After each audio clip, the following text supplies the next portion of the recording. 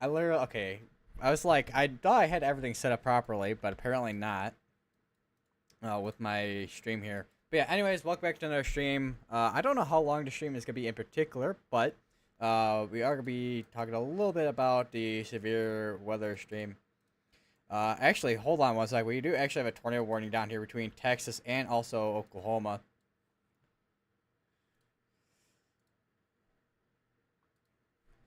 Heck, what? Also, there is a tornado warning that just got issued between Texas and also Oklahoma. This is in kind of an awkward spot, but if I had to guess where the rotation is to be over near Elliott, Texas. I actually really need to increase the border thickness on this site. I swear, because because the border thickness I have set up on this site, it's like so like small. Hear that, or it's just the because with how the alerts are on weatherwise, where they have the white outline on them, that's kind of in a way, I guess.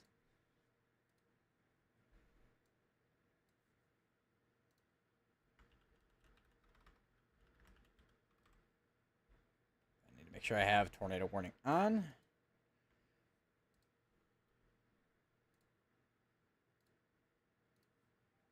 Yeah, this on the Oklahoma side we have Taylor Corner Gin.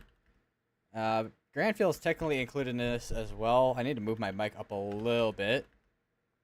And Loveland, Oklahoma as well. That's included with this tornado warning. This is the first tornado warning that has been issued today as well.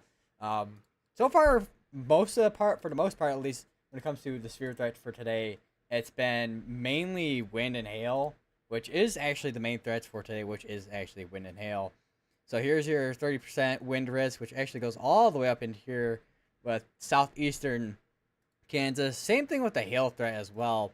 Although a lot of the storms have been mainly east of where this 30% has been kind of setting up at, which may just be due to the fact of, well, where our fronts have been sitting at, and then also another thing too with a lot of these areas. Some of these areas it's been cloudy all day as well, so don't really get any surface heating during the day, so that really doesn't allow for instability values to build up. But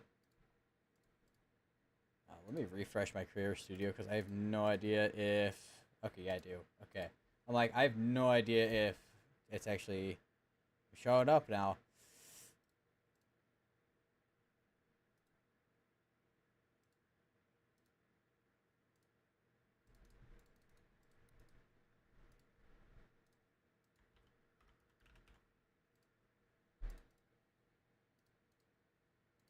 Let me go to the live control room, and then do everything from there. All right.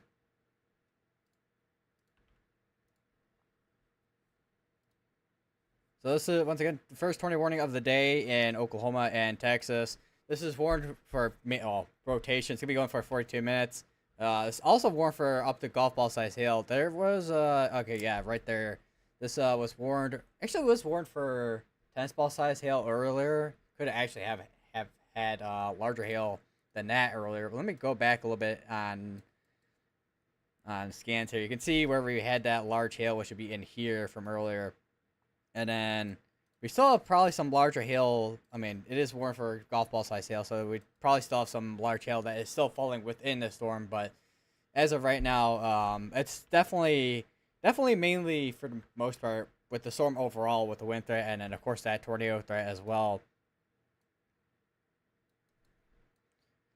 I can see this is right where that rotation started kind of spinning up, I would think as well, and then kind of did a cycle back with the mezzo to the west, and right now it is, I would have to say, probably broadened out in terms of rotation.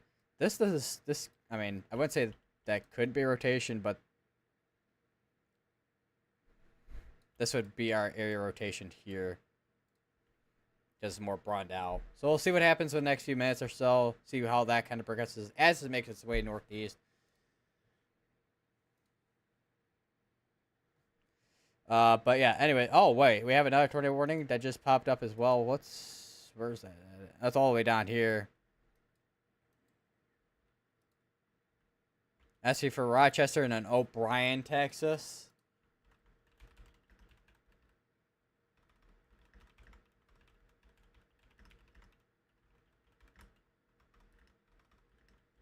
So 2 tornado warnings ongoing in Texas right now. Area rotation. Let me see where they said this would be at. O'Brien. So it'd be down here somewhere. Because that looks like it could be the rotation, but we are kind of far from radar. But that does look like it would be the rotation right in here.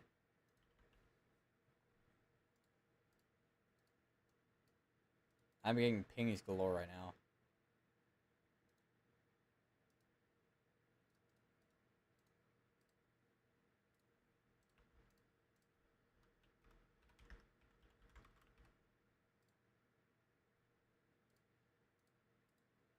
On Discord. Oh, okay, a lot. Yeah, just getting messages and stuff. Okay, that would explain. I would explain a lot.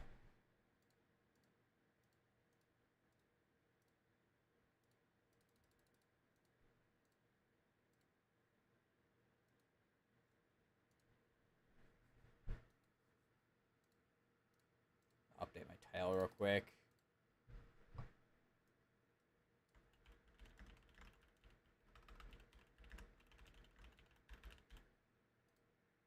Literally almost at the max amount of text I can put in a tile right now. That's how long this title is. Well, actually, that's kind of how it is every stream. I would say actually, because a lot of excuse me. I don't know if my mic probably picked it up. I don't know if I was about to say I don't know if my mic picked it up, but it more than likely did. Not as large of hail on this storm down here. Also, from what I'm seeing from at least this, I don't think that's Dallas Fort Worth radar. I think that might be. Unless that is. Let me see what area this is. It says initial service San Angelo with that area. Responsibility. Oh wait, no, this is Oklahoma. Initial service Norman's area, which they have. This warned right now for a core size hail and 60-mile-per-hour winds, which I would not be surprised if we have a little bit larger hail potentially falling with this storm here, but we are kind of in between 2 different radars. Although I think the radar in Frederick is a little bit closer.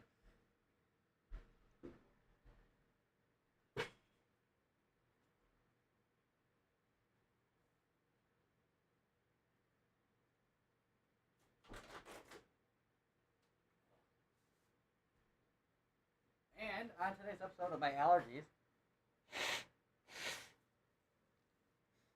although my sinuses haven't been exactly clogged, so it could just be my sinuses again, because my sinuses love to do things. But just taking a overall look at radar here, we've had some storms popping up in this section here over near Oklahoma City and even north of Oklahoma City. And we've also had some storms over here starting to pop up, kind of basically prefrontal storms, although those are very few in between when it comes to how many of those have been popping up. We've also been having a couple areas here, at least with this line of storms, not just a storm, but a couple areas here that were rotating, one near Blackburn and then the one northeast of Blackburn. If we go to current, the area near that was northeast of it is not really there as much of there. Same with this one here, although I would say it's a little bit more broad in terms of rotation. We had a cell over near Bartlesville that popped up that had a bit of rotation on it, but it was kind of weak.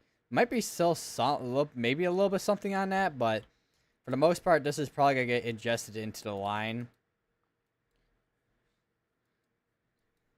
And we have another tornado warning, which is an extension of another tornado warning, which includes Knox City and Sunset, Texas, if I could speak.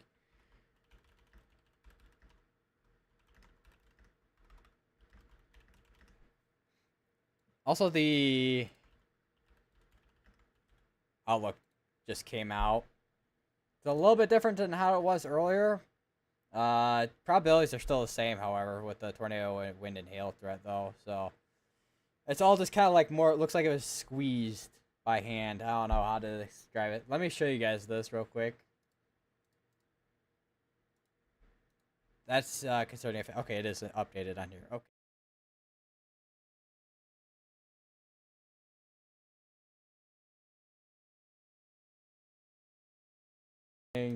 All right, my mic settings are fixed on this now because I don't know what it is. OBS likes to reset my settings for my microphone. I do not know why that is. Recording software shenanigans, I guess. But yeah, anyways. So here's the Outlook that just came out just a little bit ago, about 6 minutes ago.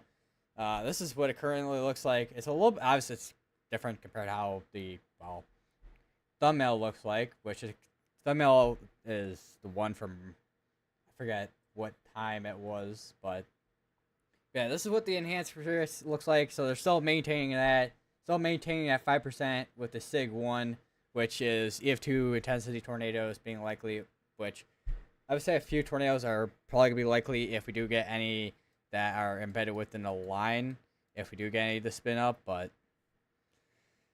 which actually take a look at the line right now. It's kind of it was much more organized earlier, but it doesn't look like it's as organized now.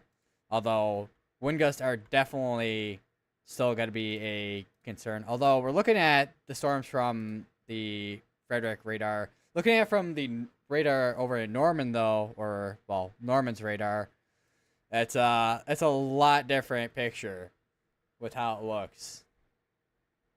And yeah, there you go. So there's your gusty winds along the line here.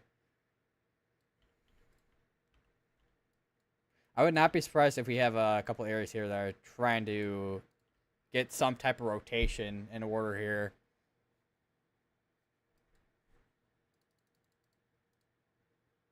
But anyways, so go back to the Outlook that just released a little bit ago. Here's your, once again, here's your wind and here's your hail threat, which your hail threat, your wind threat is, I don't know if that's shifted too much. The hail threat hasn't shifted a whole lot, which I wonder how many storms we really are going to see. Because, I mean, just looking at radar, well, different radar sites, a lot of activity has moved off the east of the west, if that makes any sense.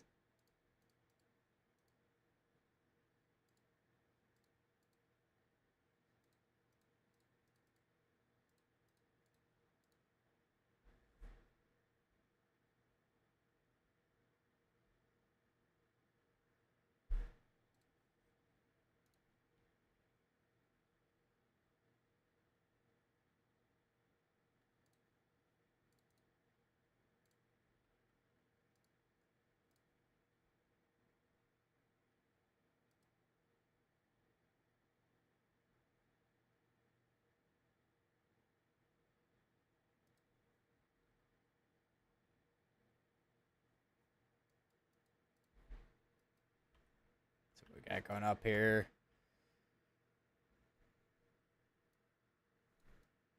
Yeah, that cell that was that's north of Bartlesville has definitely gotta be merged into the line.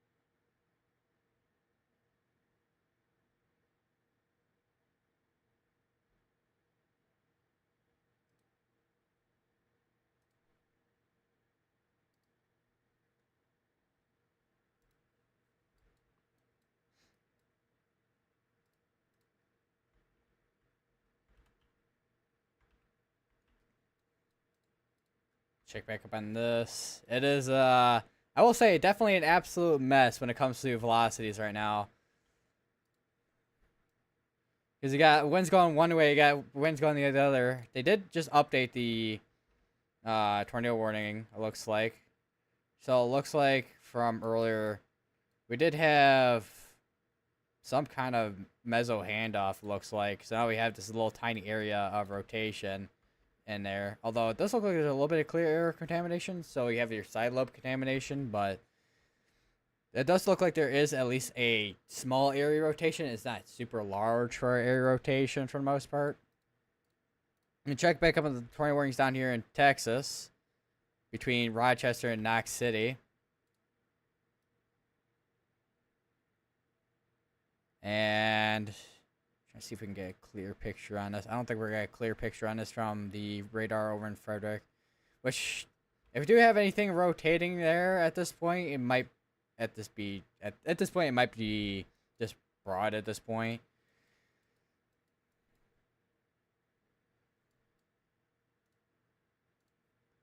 Otherwise, this morning we're going for another 14 minutes, and then this one's going for 44 minutes. So we'll see what happens with these tornado warnings, if they just get let to expire out or if they get canceled out. We'll see. The one to the southwest, which covers Rochester and O'Brien, that one might get just be let to expire out. I don't know about canceled out, but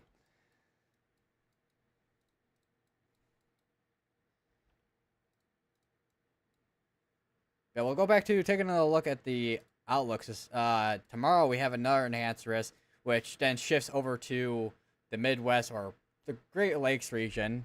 The threat area with the enhanced risk area between Illinois, Iowa, eastern Iowa, and the southern portion of Wisconsin. And the main threat that is driving that right now is a 10% with a SIG 1. And there is also a 30% for wind, no SIG 1 or anything like that. There is also a hail threat, which is a 15% hail threat, which your hail threat would likely come out of any discrete cells, and your wind threat would likely be the same thing. I don't know if we'll see a linear mode like we did or are seeing right now in Oklahoma. And that tornado threat will also come from likely any discrete cells as well tomorrow. Now, the one thing with tomorrow is, morning convection with showers and storms, and how much will those clear out before the afternoon, and will we have enough daylight heating without cloud cover during the day for storms, that second round of storms to come through.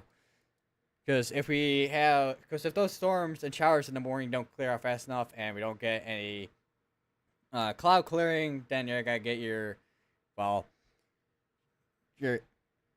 environment that you need for severe storms. Well, I mean, you don't need a ton of instability, but that is one thing that can kind of break or make a severe event with morning convection.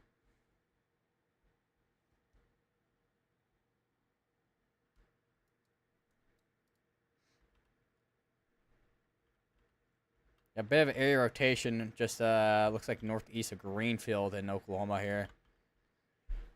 Gotta keep an eye on that.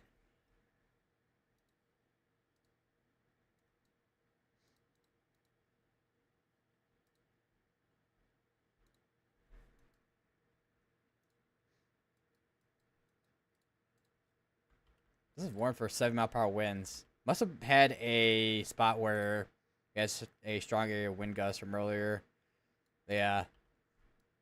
Because otherwise it's, I wonder if we have some type of, because sometimes you can have like essentially gust front that have strong winds with them, and then they get warned for severe thunderstorm warnings. Or warned with severe thunderstorm warnings, I should say.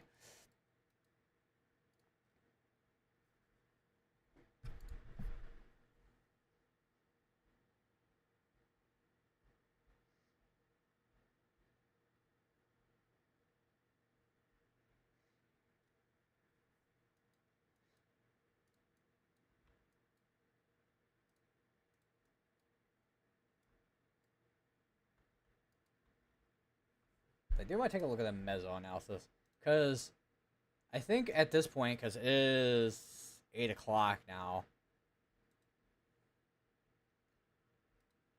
so our wind shear should be ramping up because of the low-level jet, which, looking at the surface of 1 kilometer, that does look to be the case, because earlier it was very weak, and now we're having instability, it's not instability, instability values are going down, but our shear is going up, so we're going to have basically what's called a low cape but high shear environment, although this doesn't look to be like super high shear environment, but or at least the shear is higher than the instability within the environment, and that will still allow for tornadoes to kind of occur in our environment. And looking at the surface vorticity and surface 3 kilometer mixed layer cape, which mixed layer cape is basically, it's just another layer of dry air basically, and instability, which there is quite a bit of mixed layer cape in this environment. And I don't know about vorticity, but definitely a lot of instability with the mixed layer cape, that's for sure.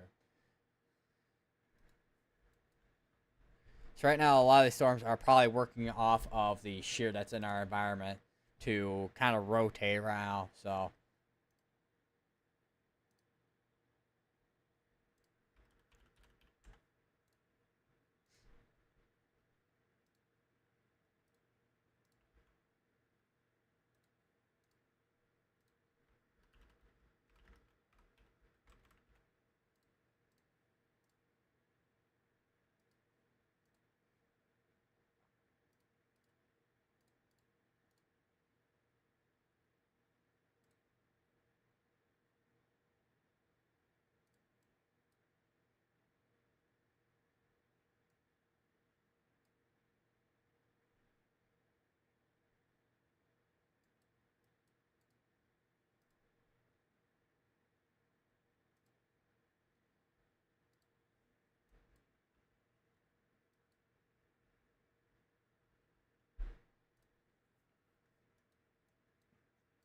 keep my eye on both the northeast Oklahoma and then also, well, southwestern Oklahoma with the tornado warnings down in Texas.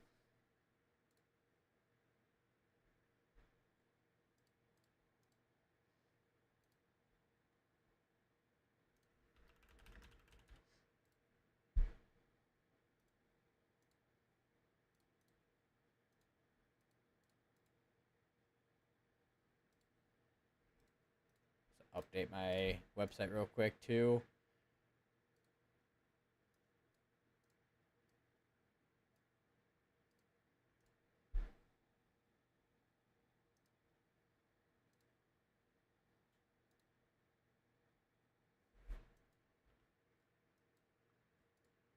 Go back to this. Go back to the radar over in Frederick to see what our rotation's doing, which I think our outflow. This is all outflow dominant now because you can see our. Because it's definitely. Actually, hold on one second. Is this in the clear air or is this in some rain? Might be side lobe contamination too, but that looks like we could have maybe some rotation there. But I think our outflow. We may have some outflow starting to come from a storm now. Although it doesn't seem to be. How far? Oh wait, no. Reflective velocity are, well, they're 2 minutes behind, but they're updated. So our outflow is starting to probably undercut a lot of the storm here. So now that's becoming a wind threat compared to a tornado threat. Because you have your, hold on, let me draw this a little bit better. Okay, this is taking a minute to, there we go. So we got our winds, they're going out like this.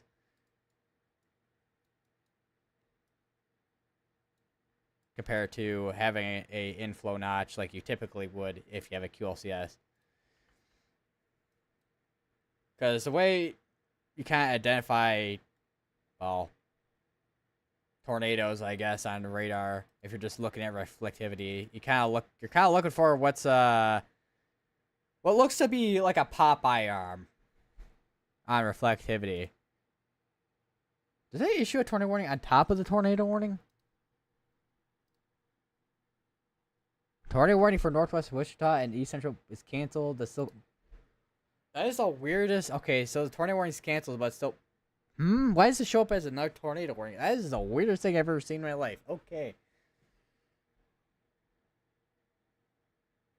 Not sure if I've ever seen that before, but I mean I probably have, but I would not remember off the top of my head.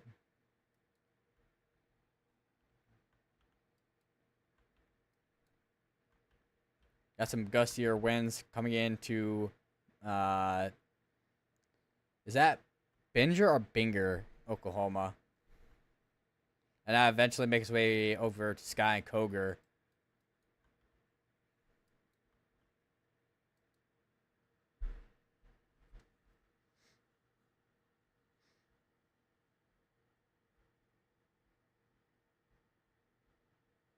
Now, I ate earlier, but I'm hungry again. Man.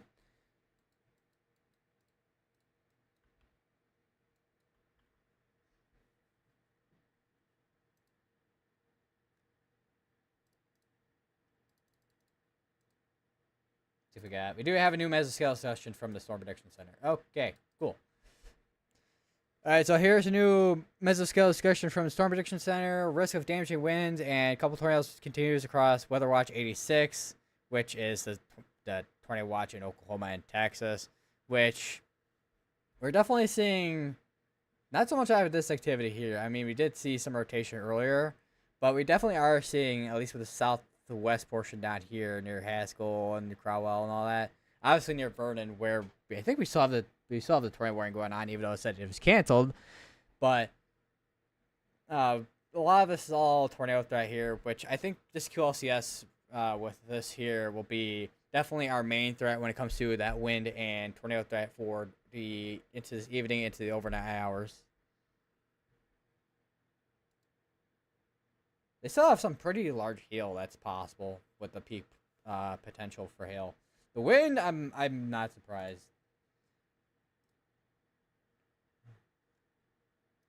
I'm not surprised with the wind threat at all. I mean, just looking at along the line here, we have some pretty gusty winds. I mean, some are not. I mean, looking at velocities from radar doesn't look they're super high, but they're definitely still maybe on the lower end for gusty winds. So yeah.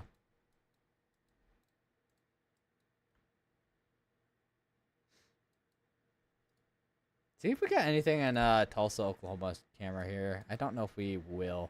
We probably actually might see some lightning from afar, maybe, but all the way to find out, I guess.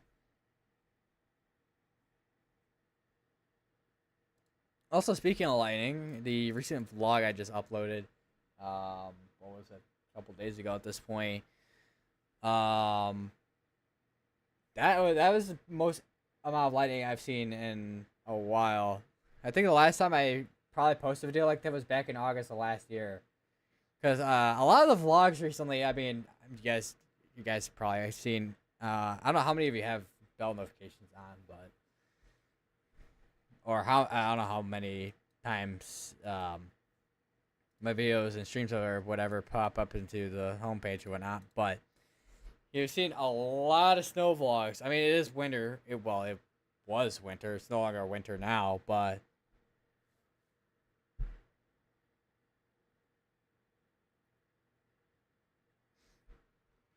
yeah, now, but well, still considering I'm in the Midwest, so we still could get snow in April and also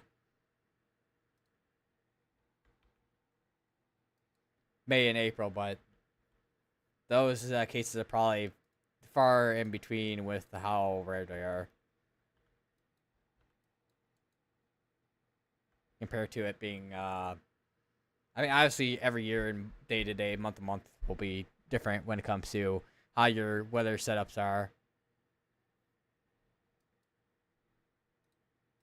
We have this tornado warning that just expired out. I think we just technically 2 of them are canceled out. I don't know why this. It's such a weird tornado. Okay, there we go. I just had to update it. So now we're back to having no. Wait, not that. Okay, cool. I was like, wait a minute. I was pressing the wrong buttons, quite literally, on my... And my caps lock is on. Why is my caps lock on? Also, another thing, did I say, because this is the 3rd year in a row where we had an enhanced risk on April 1st. I don't remember if I was live a year ago on April 1st. I will have to check. See. Says it's the 4th month. Go back a little bit more. Go back a little bit more. Go back a little bit more. Holy, I know last year was active, but holy. I was. And that was also a day that was live for Oklahoma severe weather. And the severe weather basically did almost nothing the entire time. Like, literally, I went for live for like an hour and a half. And I don't even know if there was a tornado warning that entire stream. There was not. Okay, apparently, yeah. So I was live a year ago, and Oklahoma pretty much. I mean, there were a couple of severe dose warnings. Oklahoma didn't really do much in terms of tornado that day. Actually, I'm kind of curious. Let me, because cool thing.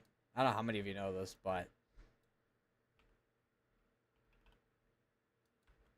you can look it through the archives and see the outlooks from, well, any year basically. I don't know how far back their archives go. It would also be nice if this would load. That would also be great. All right, so welcome back to the old graphics for the outlooks. I bet I don't know how many of you guys miss the old graphics. I mean, I kind of miss seeing these graphics, not gonna lie, but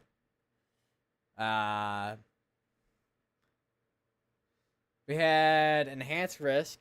We had 10% significant severe. And then there was also a 30% with a significant severe. And also the same thing with a hail, which has 30% significant severe, and also leading over into 10%. And then obviously skip to today. Actually, we can compare today and then last year. Today, obviously it's a lot different system compared to the old system, but tornado risk with the 5% with Sig 1, which if this was on the old system, this would probably, I mean, if this was on the old system, it would just be a regular 5%. I don't know I wonder if they would have gone 10% for this event if we were still on the old system. Because I wouldn't be, I mean, just going based off probably, I mean, I don't think we had too similar a setup between last year and this year. And then the wind and hail threats, I would say, not similar to how they're placed, but similar into how high up the threats were, I guess, if that makes any sense. Yeah, we've come well, I guess a long way between last year and this year when it comes to severe weather outlooks. I'm still curious. I mean, I know we've had one Sig 2 so far this year, but that was back in that was on March 10th.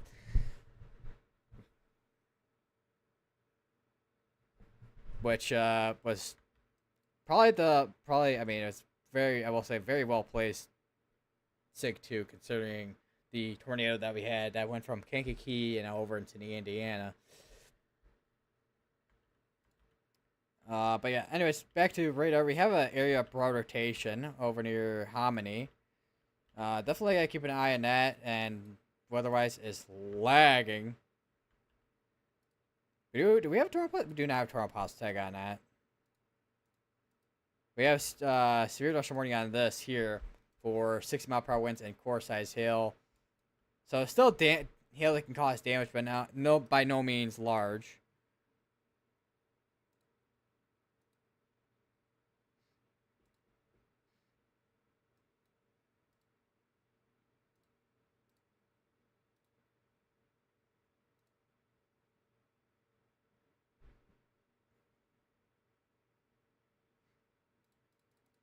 Also, I just had I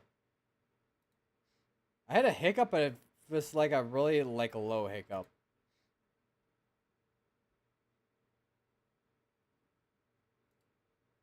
Apparently, there was actually a tornado earlier. Eric Fox saw a tornado apparently earlier near the Oklahoma-Texas border.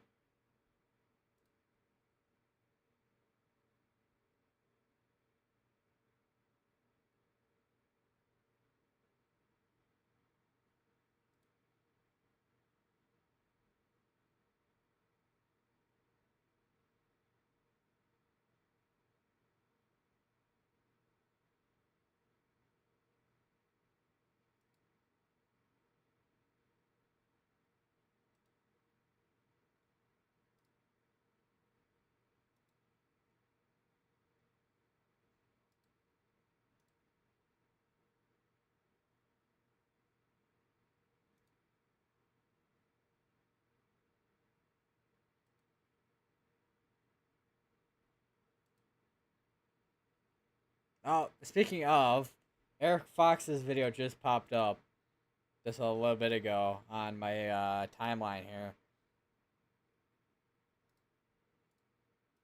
Let me actually send that in the chat. Hold on. Boom. Although this is from like over an hour ago. I don't know. Oh no, yeah. I found a video that that he saw that tornado. So that second link there. Kind of just sending the links in chat so you guys can directly view them. Makes it kind of easier to well, I mean, makes it easier to go to them and kind of view them, and then yeah. There's an area here over near just north of Cookie Town. Once again, another town that is my absolute favorite. I'm not even kidding. I don't know. I really like I don't know about weird, but just like town names you wouldn't think are actually town names, and they are.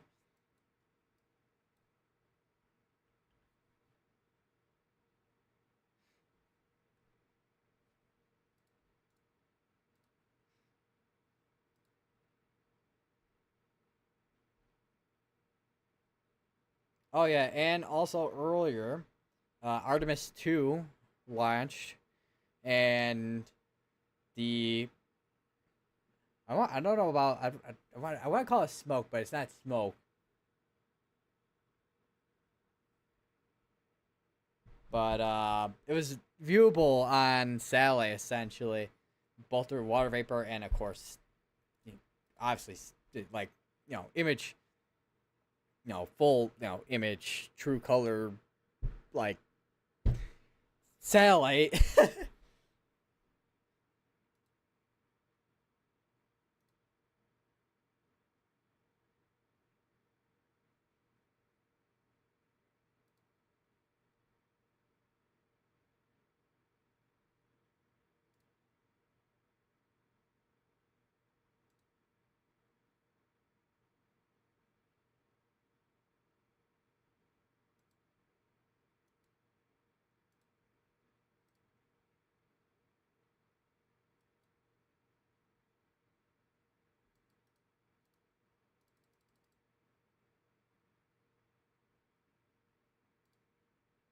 Guarcio recently just got an update, and now they have radar data that's viewable. That's cool.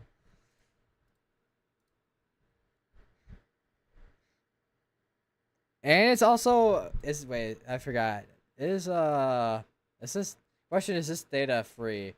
Because I don't know, because I know some sites have things locked behind a paywall and some don't. How do I get to this? Is the real question. Because I got over to their. Oh, let me show you guys a Guarcio real quick. So this is a Guarcio, which I like but don't like the graphics. I don't know, it's kind of weird. It's like this is kind of weird. I don't. It's not hate, but it's like I'm not used to looking at compared to College YouTube Page or Pivotal Weather.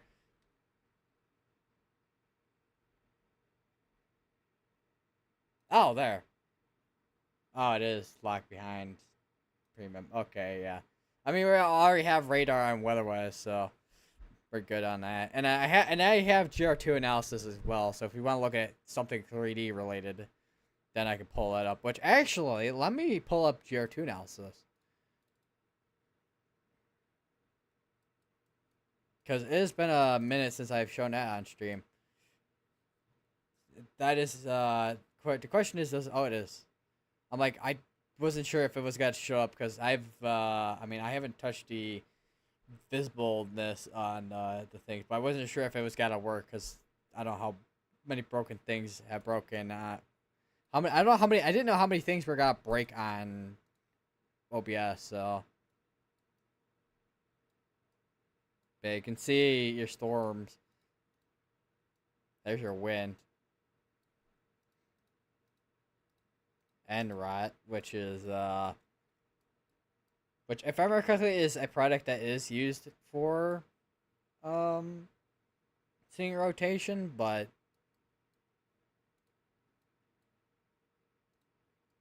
yeah. You also have cross section as well, so you can take a look at a cross section. So you have your volume. You got your volumetric mode, which is kind of like a 3D slice, and then you have a cross section, which is 2D. And this is kind of just one way. Obviously, right now there's no like strong tornado or anything going on, so or strong to violent tornado going on, so not really gonna see anything being lifted into 20,000 feet with CC, but you can see how tall your cloud tops are on here and how far up your reflectivity goes with where rain's kind of coming from, basically. And we also are kind of close to radar, so it's kind of gonna have this weird like. Yeah, you guys can probably see this V kind of like V shape on this, but yeah, you got some tall cloud tops on these, which I can actually switch over to. Where is GR2 analysis? Okay, so here's GR2 analysis, which I have not shown on stream in probably forever. I might have shown it in a recent stream before, but like actually using it in like using it for like an entire stream, I have not used in forever ever since Weatherwise became my kind of main, at least using, well, yeah, pretty much just overall using my main as my main radar app and like website, because I don't use the desktop app, I use the website, but and on here you it's easy to like tap up and tilts, which is nice. Go all the way up to the way up here, because I mean, if you really need to see up that far, I mean, you can do it.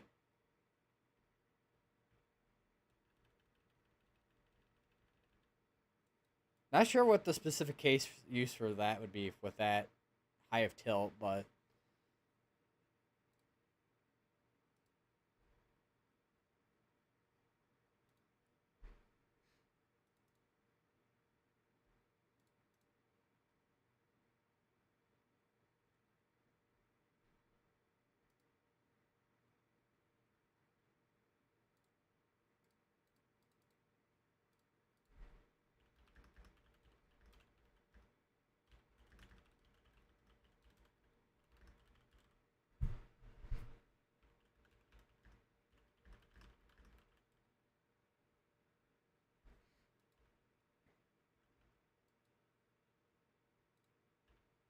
I should take a look at ectohops on here. Yeah, you get some. Probably. I wonder if we can. I mean, here's a 3D view from radar on here, which doesn't have the colored echo tops. I know Radar Omega has that, and probably Weatherwise, but I think I should go over to. Let me switch over to Radar Omega to hopefully show this. Uh, Although Radar Omega might be a lost cause right now for showing that specific thing.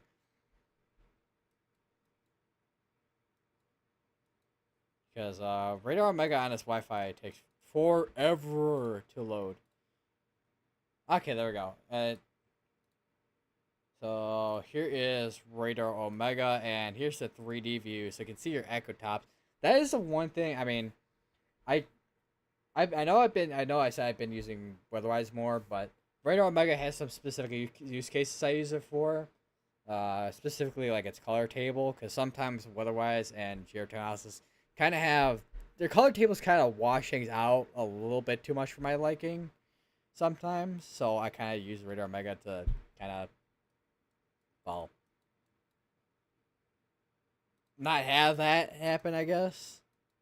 Nice thing though is with Weatherwise is they finally added a high res storm relative velocity compared to the low quality, which the low res storm relative was I could not read that. It was my eyes were like, what am I looking at?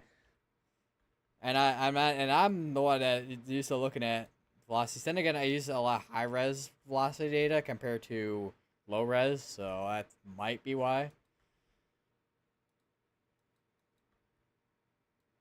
All right, so looking along the line here. I mean, we got a couple areas here. One near Calumet, and maybe an area near Kingfisher that potentially is trying to do something, but otherwise, right now it is mainly wind. That area near Anadarko that could be trying to do something. Although that, let's see if that ends up being the case. On it might be just well, the kind of in between. It's kind of in between radars. Although the Frederick radars probably sees a little bit better.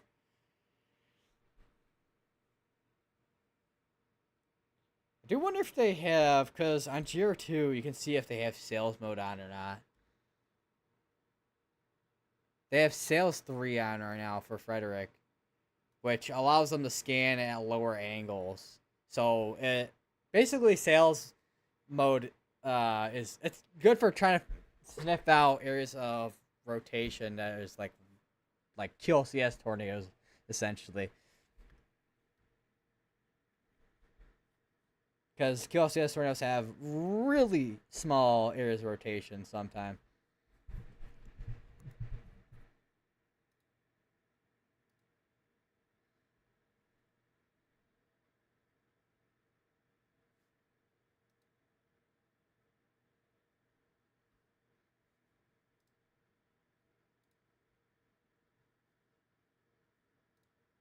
Alright, anyways, we'll go back to weather-wise.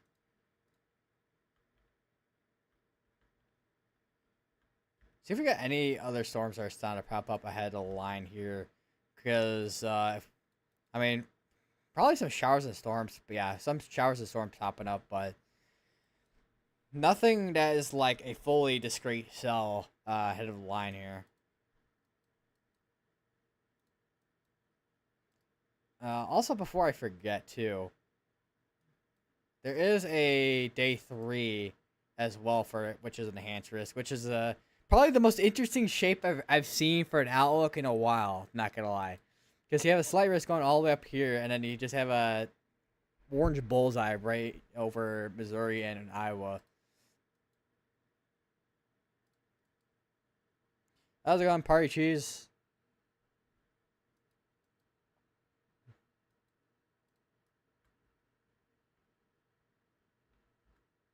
See if we got anything on CC.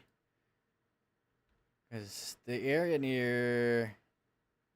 There was something near Concho for a second here, because you got these reds and greens kind of lining up, but... I think that just wind there.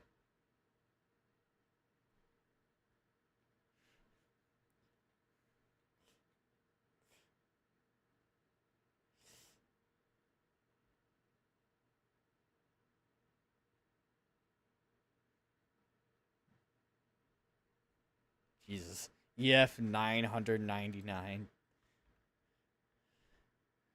Well, I'm pretty sure at that point that's an EF rating for Jupiter. With the red eye.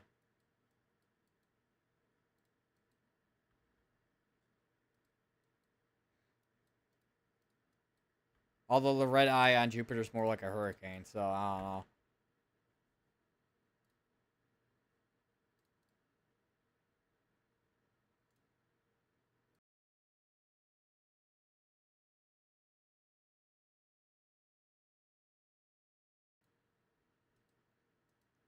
My nose is tingling a little bit.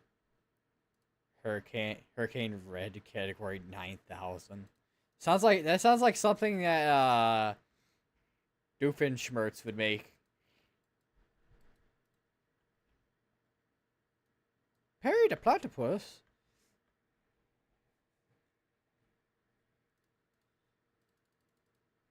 You get to my Burgernator 3000. I don't know.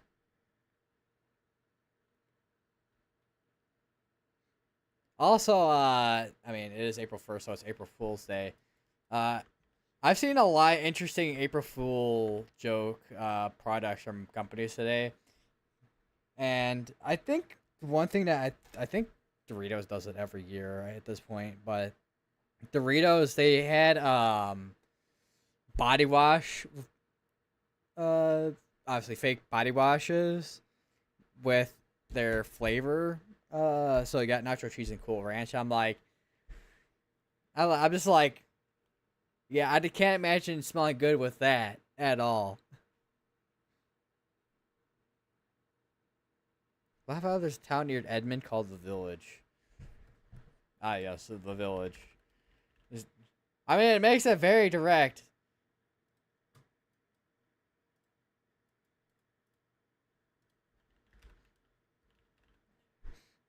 There's actually a couple towns here. There's a villages in Florida.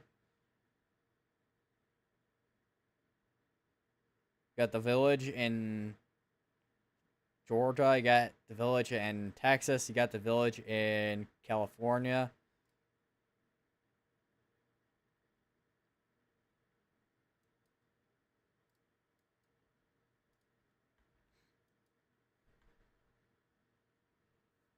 Cool Ranch would burn your nose.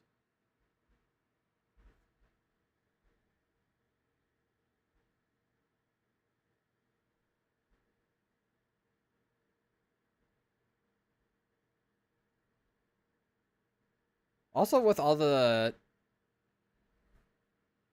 April Fool product posts from the companies, that like screwed up my timeline for like a couple hours. I literally had to go and like a bunch of posts or weather just to just to fix my timeline. I was like, I gotta fix my timeline, man.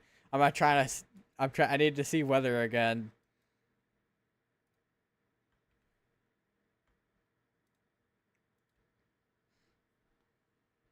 Trying to figure out what else I saw today for April Fool uh products. Let me take a look here.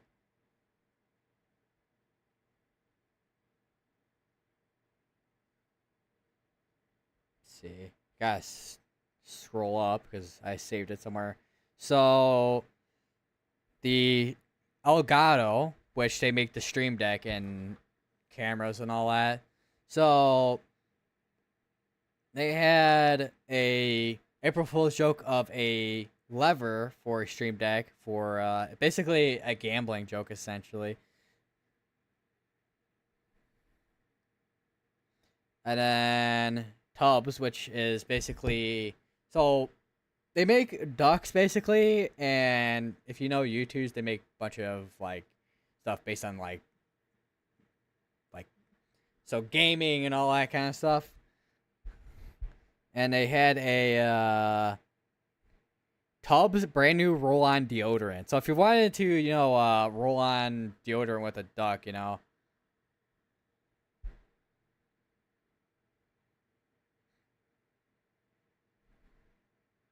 see here. You got Logitech with their lay station, so it's basically cats essentially. So I could actually hold on. So basically this. I don't know how well I feel like I should be looking at my OBS for this and not mez analysis. So basically that. And then what else we got? You got TGI Fridays mozzarella stick candles because if you really really like to smell mozzarella sticks, man, there you go.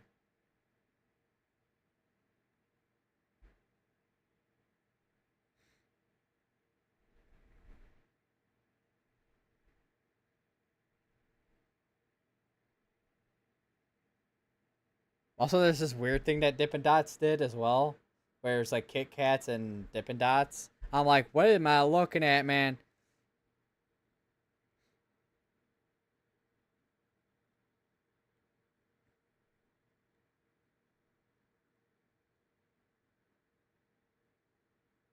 And then here's one that's a little bit more local to me, which is Chicago. So you have uh Chicago DOT made a April Fool's joke with introducing Whacker, lower Whacker navigation, and you know what the joke is? The joke is that there's no navigation down there because when you have a lot of metal, it blocks GPS and all that. So yeah, you kind of have to you're kind of on your own when you're down there. Well, I would say kind of. Well, I wouldn't say kind of on your own, but no navigation from Google Maps or anything. Although I know you can download offline maps for Google Maps, so I don't know. The Doritos, that's -1. Doritos Factory EF -1. So not even a 1, a -1. Great.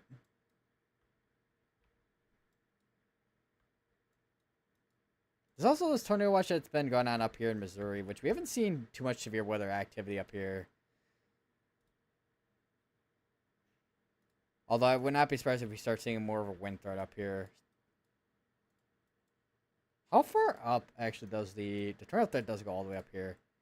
The wind threat also does go up here too. Although it's 15% with Sig 1 up here. We haven't seen too much in terms of severe threat in southeastern Kansas as well. It's been mainly Texas and Oklahoma. Have there been any tornado warnings today or confirmed tornadoes? There indeed has been tornado warnings today. And apparently there was a tornado earlier in I don't know specifically where, but south of the Oklahoma-Texas border. Eric Fox saw a tornado. It was like a weaker tornado, looked like, in the middle of a field.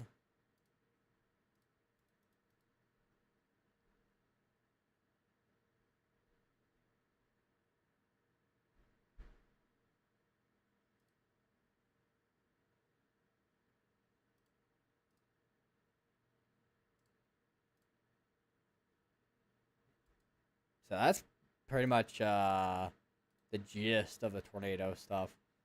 So far, at least. I would not be surprised if we maybe had some more brief tornadoes, potentially.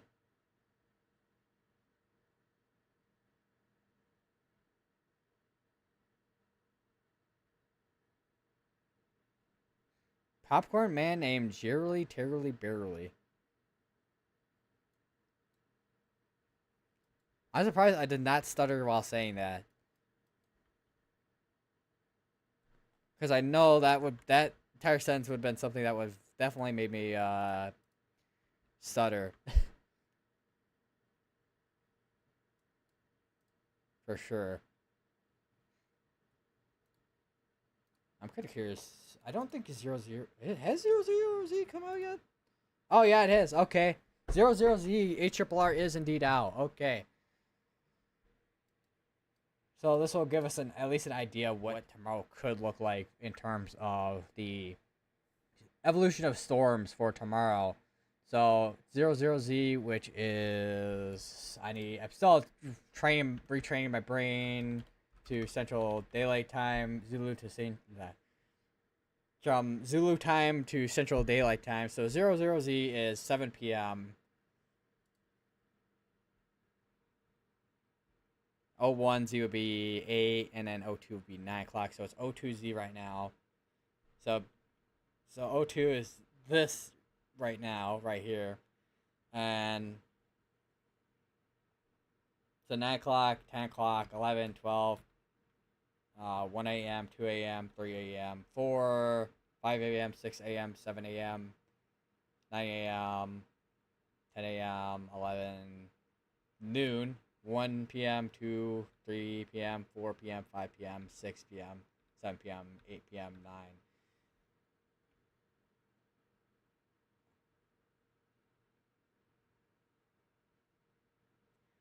So, looks like, that's the one thing I was talking about earlier, where we have that morning convection, and that could affect the storms later in the day, but the HRRR is firing up storms even after all that activity in the morning and afternoon hours. So that makes me wonder if that activity that is still going on from morning into the afternoon, I wonder if any of that will be severe.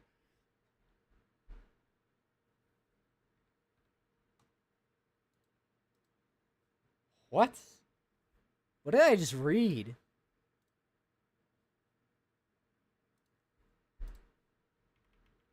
And it looks like the wrap is in. I don't know if it's. I don't know about. It's not as high resolution, but the wrap doesn't have as much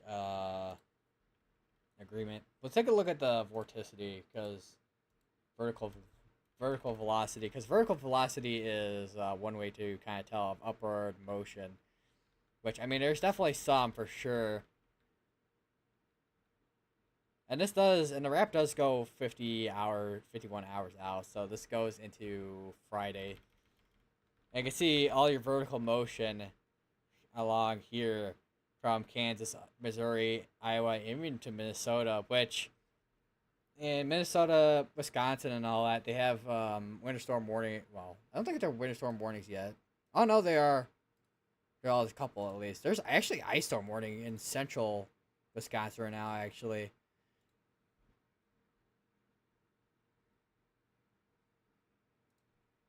And then looking at the NAM, go back a little bit.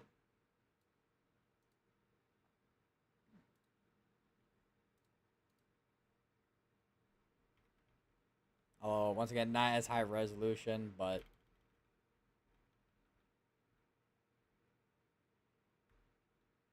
even the NAM kind of shows a general idea of afternoon storm, well, late afternoon into evening storm still being able to fire up. So that does make me wonder. Let me take a look at the 250 millibar.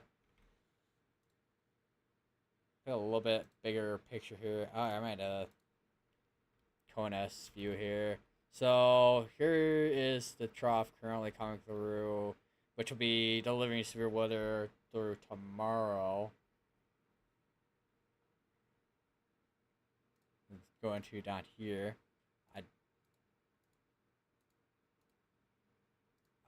probably should go to Midwest view here. So your entrance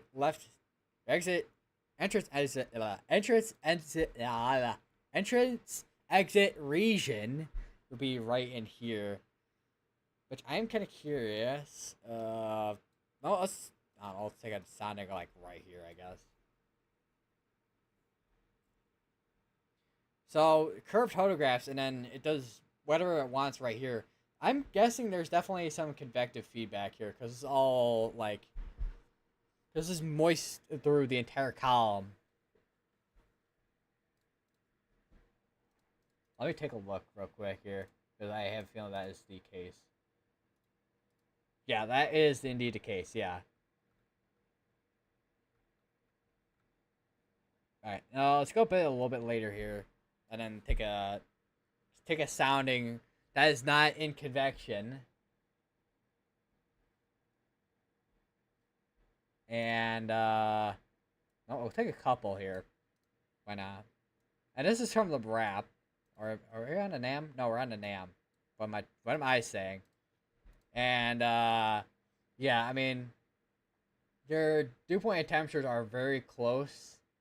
So I would not be surprised. I mean, you still got your tornado potential in there, because I mean, you see your hodograph, which is each one of these is basically your winds turning with different layers of the atmosphere. So you got your 0 to 3, 3 to 6, 9 to, I think it's like 9 to 15 or something like that, with kilometers.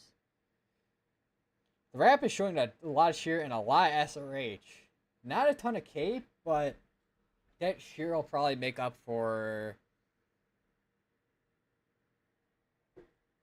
the lack of instability, probably. There's a couple of analogs here. The supercell. And this is because you got severe hail and then supercell, which I'm guessing there was a 1969 with that. 07 May 3rd is an analog here that's been popping up, which I don't know. I'm not very familiar with 2007. Or is it? No, that's the year. So May 2007, May 3rd, big tornado. 1969, April 18th, significant. And then let's go over to the HRRR, because I'm trying to get an idea here, which we may have to go over to. Are we on the 18Z? We are on the 18Z. Okay, I'm like, wait a minute.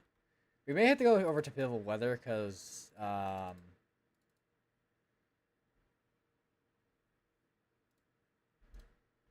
some reason the soundings for the AAA does not want to let me click on here for some reason. I don't know why that is. All right, so anyways, so going over to the HRRR, which the latest, actually the old onesie just came out actually, or is coming out now.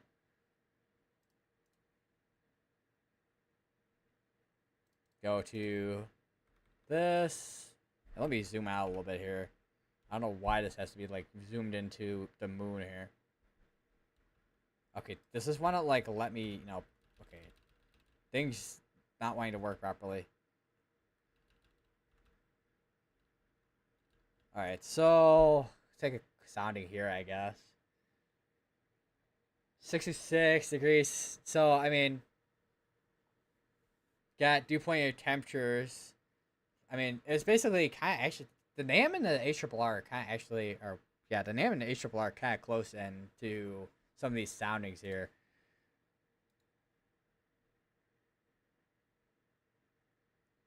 So I mean, you got your curvature, and then you got these weird. Because there's no, from what I can see, there's no convective feedback in these areas. So I don't know. Definitely, I mean, definitely an environment where you got curved. And this is also near the low, which your low, you're going to have enhanced vorticity. So you're going to have much more spin. So that'll probably be where our tornado threat ends up being if we do get anything severe. And I am pressing the wrong keys. I'm kind of curious with earlier in the day. This is 21Z. Yeah, I mean, it's pretty much, I mean, obviously it's ARRR. If we go over to dew points, it's probably be overmixing absolute crazy probably in some areas, but now let's look at the RRFSA, which is useful for seeing the ceiling of an event, not necessarily I mean, the RFS has nailed quite a few events, at least when it comes to the convective evolution. But yeah, when I road trip to Illinois yesterday, nice. Hopefully you see. I don't know where in Illinois specifically you're at, but hopefully you see something interesting here tomorrow, maybe. Or if you're still here, I don't know. I don't know if it was like one of those. I don't know if it was like one of those things where you took a brief trip to here and then back home. I don't know.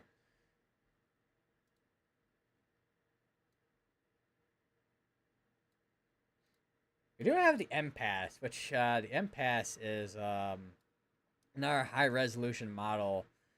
Which the thing is, when it comes to your M Pass to your typical models, is your M Pass is able to do things on like a really, really small scale compared to your regular models.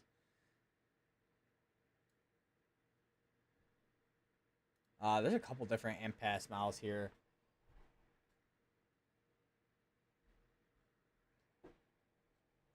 Which these ones, I mean, they're kind of, I mean, I don't know what the verification rate is for some of these other models from the National Severe Storms Laboratory, but.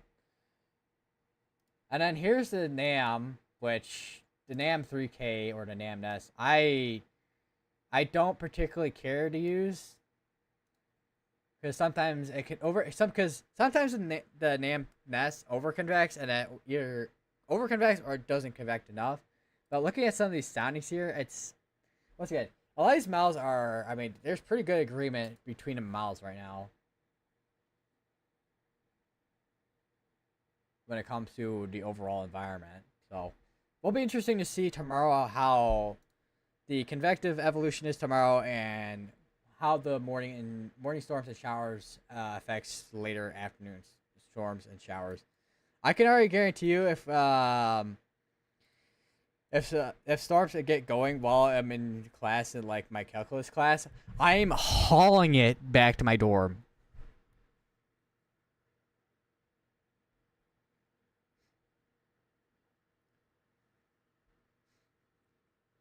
Would not be surprised if my weather radio goes off tomorrow for a tornado watch. Because it's gone off already this year for severe thunderstorm warnings, like the other day.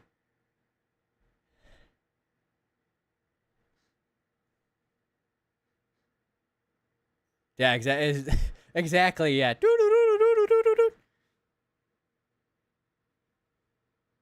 And the thing is, you guys will be able to. I mean, depending on. I mean, if I get warnings during the stream, you guys are gonna hear it very clearly because my weather radios are. My weather radio is like right here compared to like being on my compared to my main setup, which is all the way at my PC, and you'll hear like it like the louder parts briefly, but I'm like not speaking. Mine went off weekly for tests. Same here.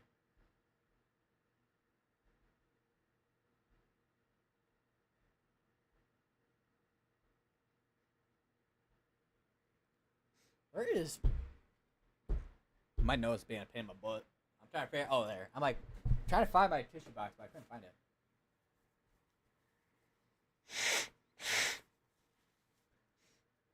Yeah, the time frame for tomorrow with the severe threat, probably storm probably start firing around 2:30 p.m. in the afternoon, and at least if we start seeing a second round of storms, and then I'll be going into the evening hours potentially. I mean, I imagine for Indiana and Ohio that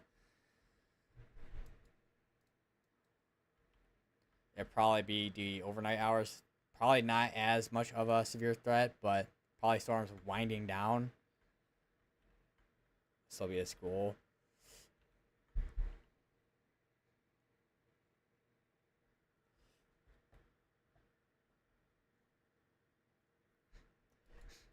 I was gonna say that's I keep hitting the side of my desk with this chair because I think it was what day was it actually? Hold on 1 second.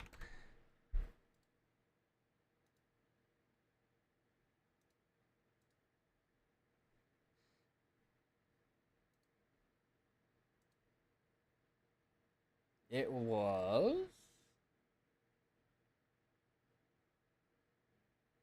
It was the 6th of March last month. Well, last month on the 6th, where we had those tornadoes in Oklahoma, and we had that tornado that happened in Michigan.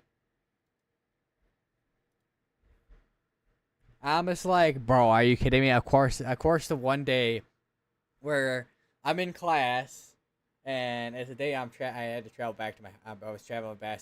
It was because I mean it was spring break the next week, so I was class and then traveling back to my house, and the tornadoes were ongoing in Michigan. I'm like, man.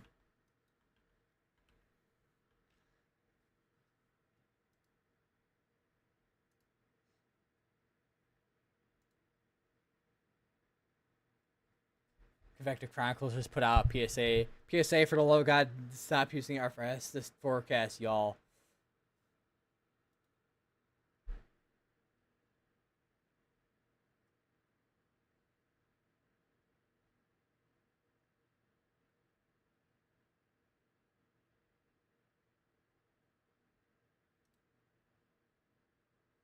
Spring break for you in two days.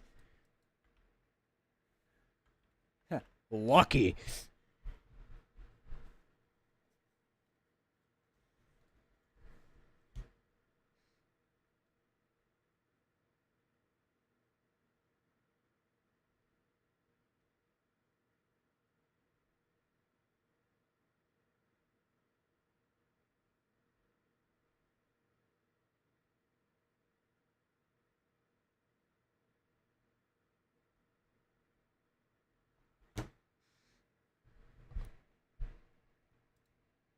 I did not want to go to Miles. I'm trying to go over to Outlooks.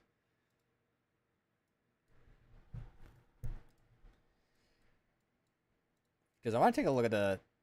I know I looked at the Outlook earlier, but I want to take a look at it again. Which they put a SIG 1 over the entire, well, almost the entire. There's some areas 2% that are not in the SIG 1, but That does make me want. Let me take a look at the Outlook discussion from earlier on tomorrow. Severe storms capable of producing a few tornadoes appear probable across parts of eastern Iowa into southern Wisconsin, northern and central Illinois late Thursday afternoon and evening. Some tornadoes may become fast moving and strong. Notable mid, upper, high across the southwestern mid into subtropical western Atlantic. Mid-level cyclone. They're forecasted to dig across the northern U.S., which is actually digging across right now. Let's see.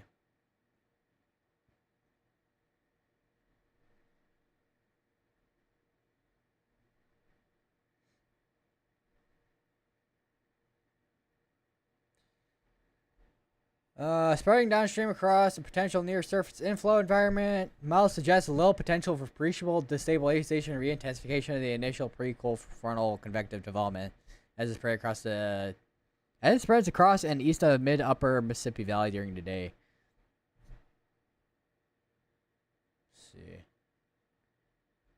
Let's see. Additional supercells likely continue developing toward lower Missouri Valley.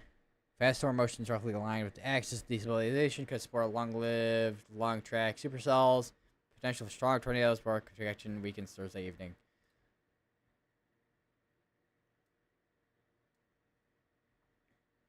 I had a gut feeling on one of these days something bad with weather's going to happen. I was gonna say let's hope it doesn't, but I do know. I was gonna say I do know what you mean by I do know what you mean and feel with that kind of thing. It's like you have like this kind of like gut feeling that something's got to happen.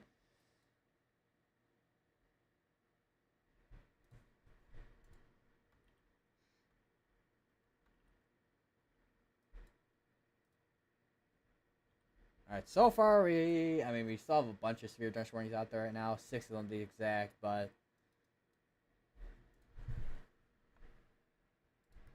for the most part looks like a lot of these, a lot of severe threats starting to kind of wind down. There's still wind. The wind threat's definitely still gonna be, I would say, definitely the main threat.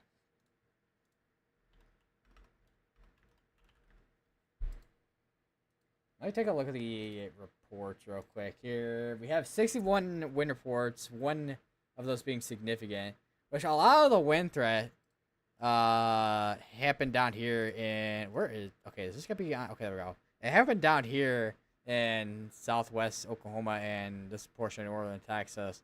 It didn't really occur too much up here in this east portion of Oklahoma.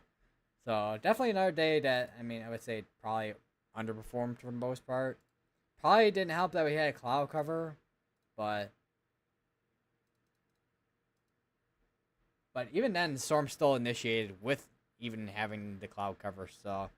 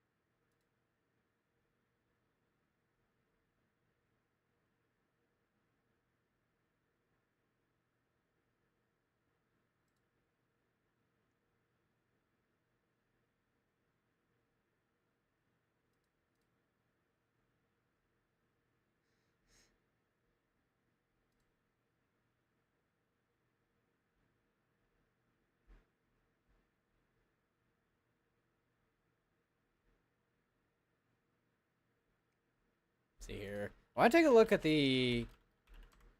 Well, first I want to take a look at the area forecast discussion for.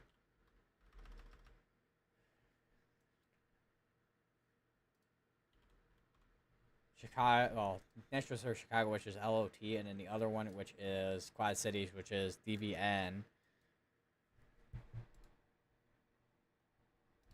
So let's see here. So this is okay. So this is Chicago, issued at 8:59 p.m. So this is well, a little over. Well, this is I don't think it's been quite half hour yet, but.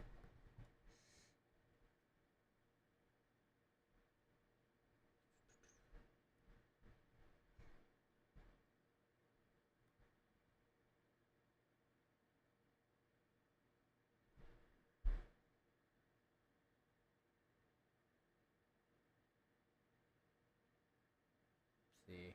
Update issued.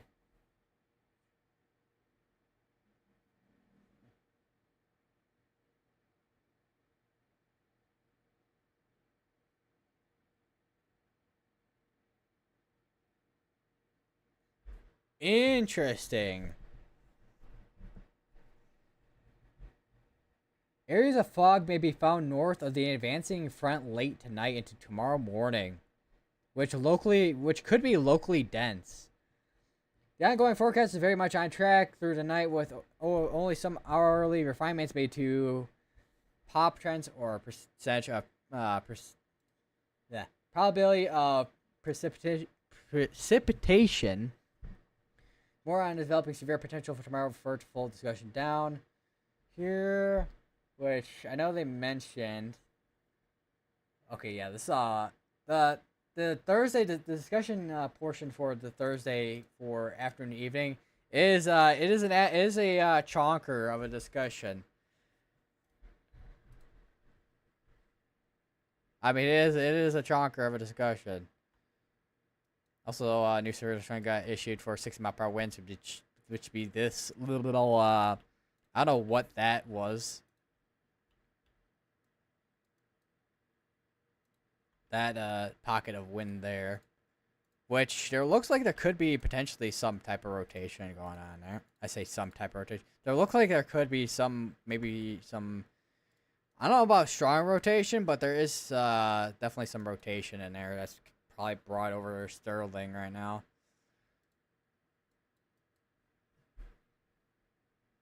Let me take a look at the discussion for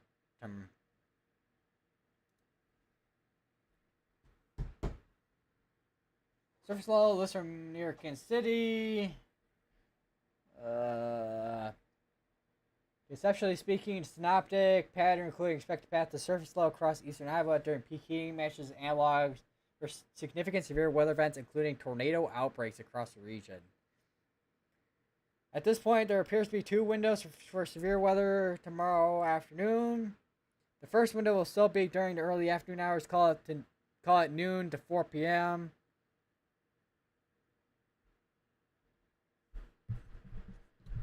Warm air convection, newly forced convection along prefrontal trough. Temps to become rooted to the eastern edge of northeastward moving instability axis.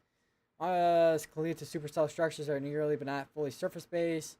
So basically, essentially, if they're not surface-based, that would basically lead to wind and hail threat. Shows supercell managed to become surface-based during the early afternoon window, or a threat tornadoes could emerge. Though in most cases, these kinds of early-day supercells do struggle to latch on to the surface and largely present a threat for lightning downpours. And, of course, the hail threat should be mitigated by a strong local storm relative inflow beneath weak shear.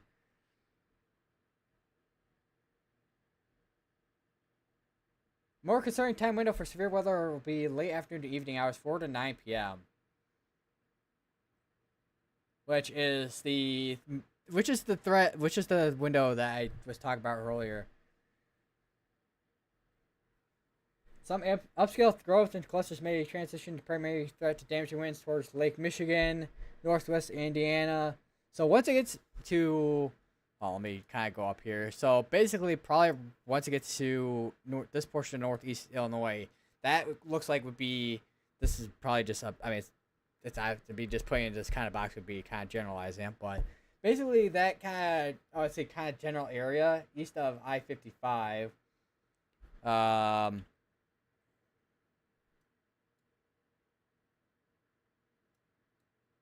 where is I-50? I feel like I should know my highways by now here, but because I-39 here, you got I-88 here, you got I-90 down here, and I-80, or I-90, I-94 here.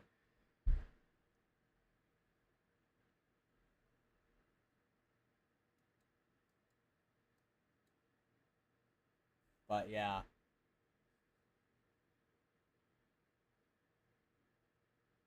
As often the case tomorrow with severe weather stops, a regional tornado outbreak tomorrow's hardly is set in stone. One very easy to envision failure mode is for morning and early afternoon shower, and afternoon coverage would be expansive.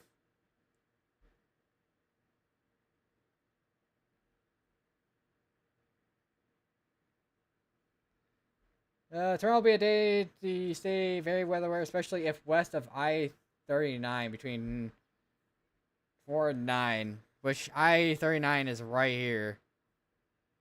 So basically, in these areas west of I-39, there's actually storms and showers coming in right now from the system. So could actually have some concerns for that. The south here, contamination on it. The guy's very contaminated because this would look like it would be rotation, and looks like it would be rotation down here. Which actually this would be most likely a rotation if compared to this right here. Not that we couldn't have anything anticyclonic, but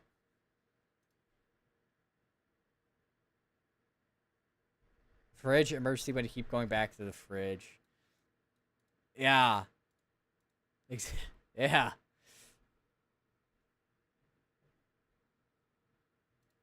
Let me take a look at the iceberg I need to find. Okay, there's Davenport, or well, National Resource Quad City,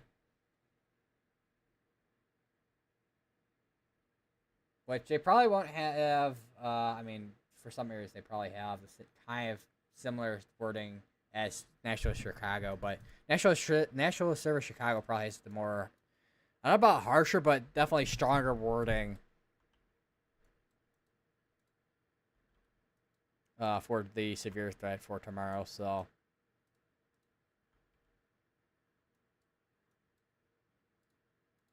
got this big old severe dust warning here.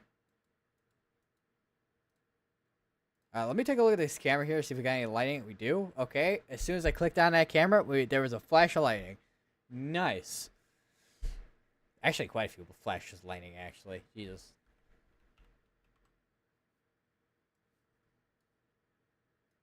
Which actually makes me, actually, I say it makes me curious, but there probably isn't really much lightning to see on a camera because my university has weather cameras. There probably isn't too much to see in terms of lighting on the camera. Yeah, there's really not much to see on the cameras.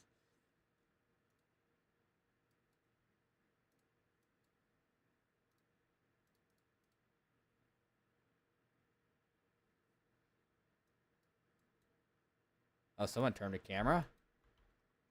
I swear I saw something over in here. I'm like, it looked like it was probably some scud in there, probably. Zooming in. Maybe a weak tornado. Yes, we do have a weaker tornado being here. Probably. Yeah, we do have a lowering. We do have a lowering. Come on, lightning. Come on, lightning. You need to light up that section over there a little bit. Yeah.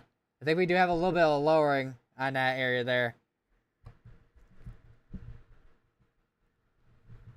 I don't think we have a tornado on this quite yet, but definitely a wall cloud for the most. I think we at least have probably at least a wall cloud on this. I don't know about a tornado. Tornado. Not to be confused with a leg NATO.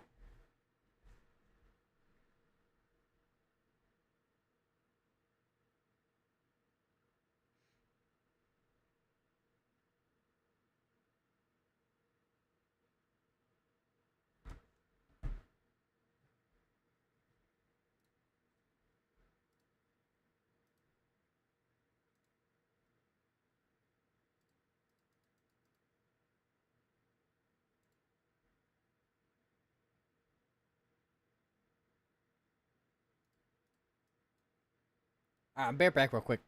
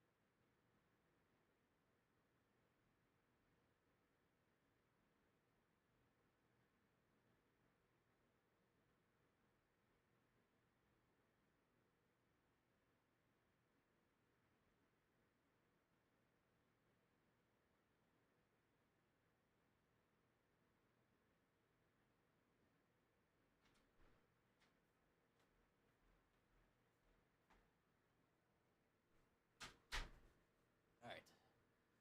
Oh.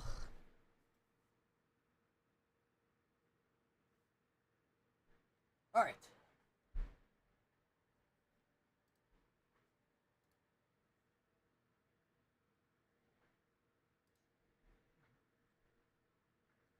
Trying to adjust my chair, but it doesn't want to adjust properly.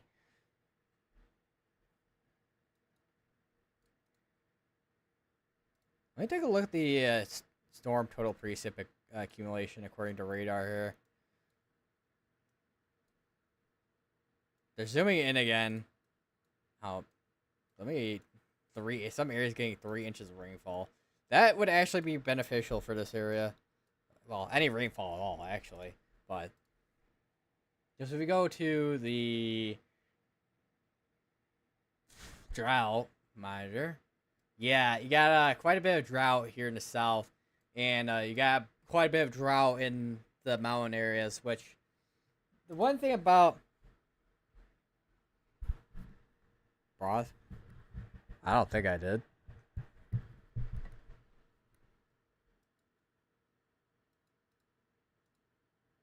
If I did, I don't know, man.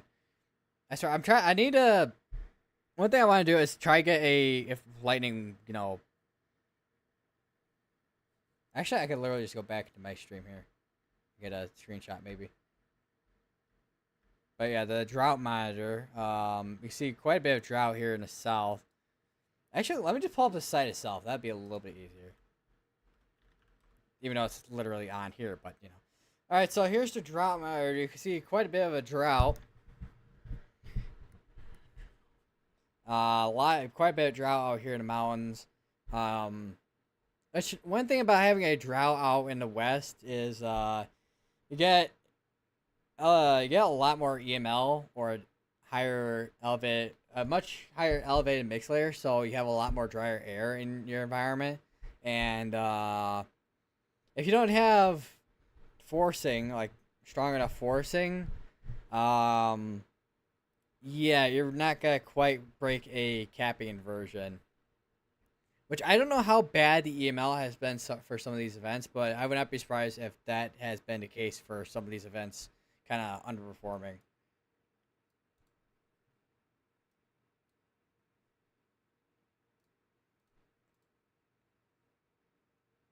Yeah, you're not any drought at all.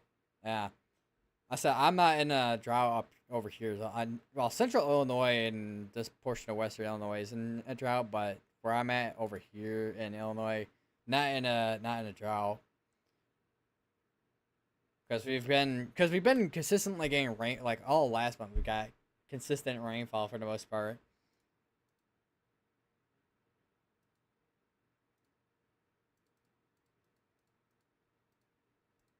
Looks like there was a couple tornado reports yesterday. Let's see. EF1 tornado confirmed 2 miles southwest of Mytrus, New York. Estimated peak winds of 107. Brief tornado EF1 embedded with a large swath of damaging straight line winds. Associated with a bookend vortex touchdown southeast of Hicksville, Ohio.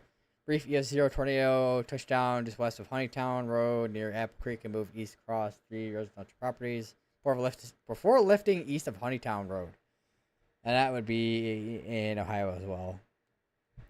Actually, I could show this as well. Why not? So here's the swath of wind that we had yesterday, which I will say that wind that they put out, I think I verified. I think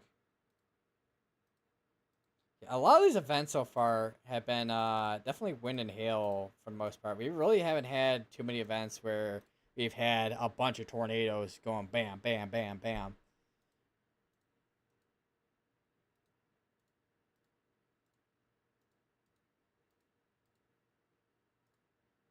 Like if we go back a little bit, go back to like a couple weeks back. Yeah, New York had a tornado. Yeah, like well, the state of New York, not the city, not the city itself. Oh, let me get some water. Yeah, New York State, and this is broken. Hey. Okay, there we go.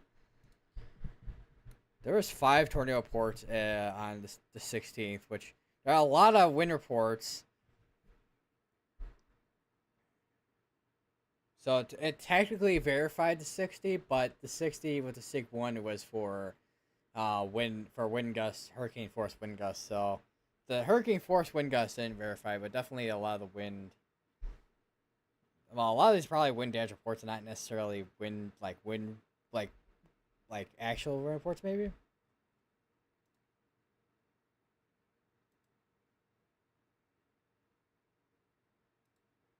Oh yeah. And if we go, I mean, I don't. That would be a real bad situation.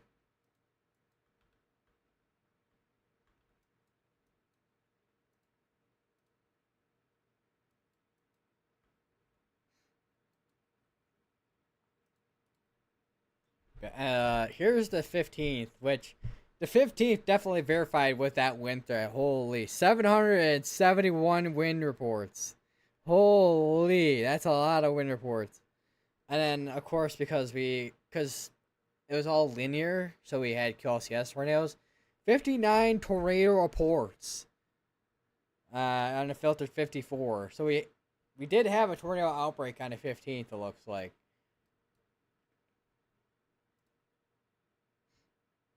Specifically a QLCS tornado outbreak compared to having a tornado outbreak with, well, discrete cells, but still nonetheless tornado outbreak.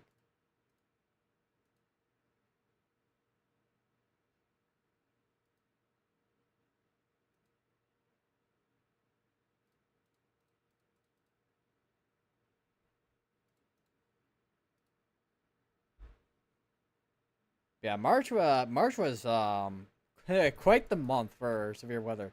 It came in absolutely, I would say absolutely roaring with activity.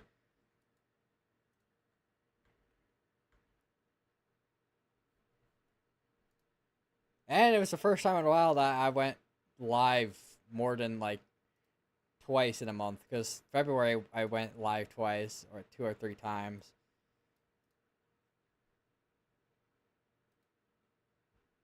But yeah.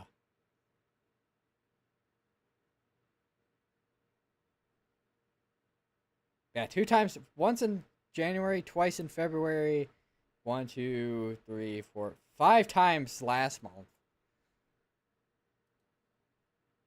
And then this is the first stream I've done this month so far.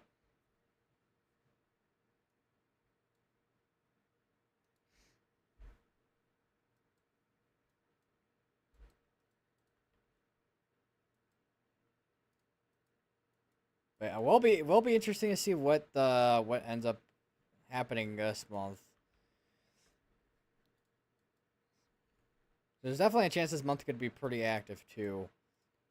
Although how long how many times in the month they'll be active compared to March, we'll see. But we are getting to the point where I don't think we're at quite peak tornado season yet, but I know we are going to be at the point where we're going to be getting active with tornado season. So there's that.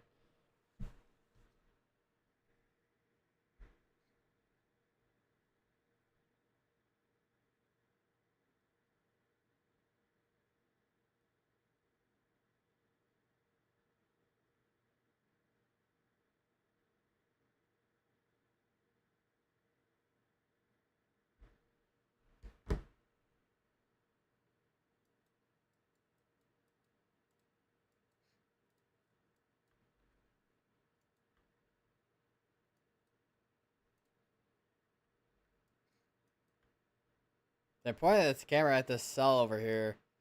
I thought I saw some interesting structure. I don't know if that was like a mezzo or a shelf cloud on this thing. It'd be pretty cool if it was a shelf cloud that's on this thing, but obviously we really can't see much. But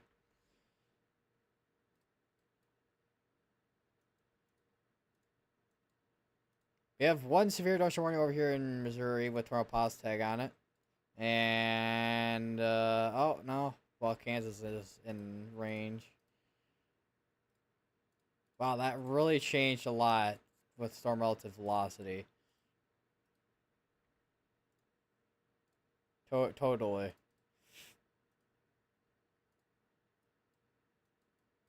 Let me go over to Radar Omega, see if I can...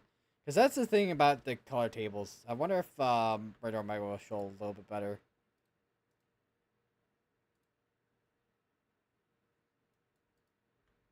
Because I'm trying to see where specifically they have this at.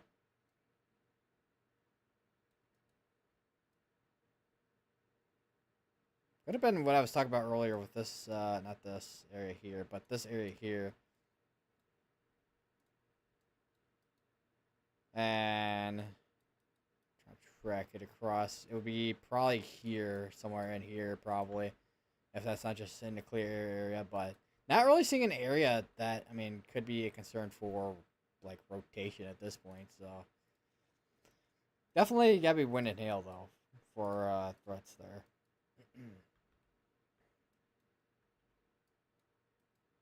We have not had a tornado warning in a while.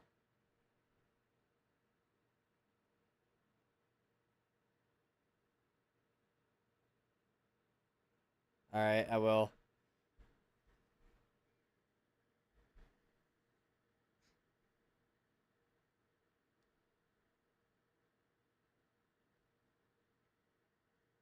If, of course, if anything happens. But right now, there really isn't much, but yeah, either I'll let you know if anything happens.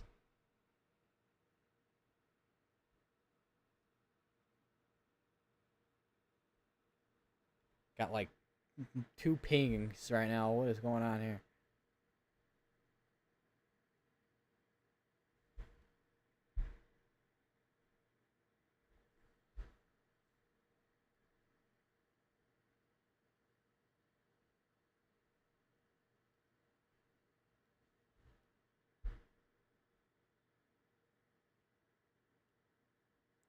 AMS Discord, my university's AMS Discord, and what else?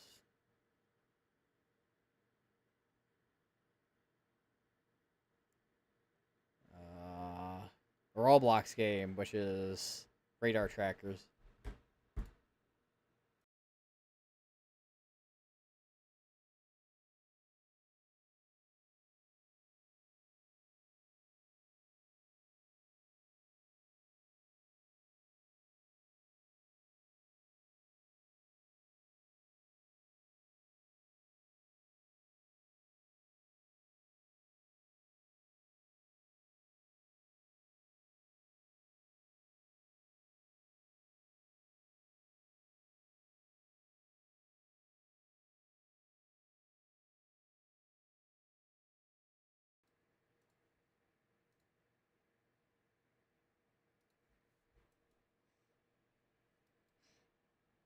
Got my nose.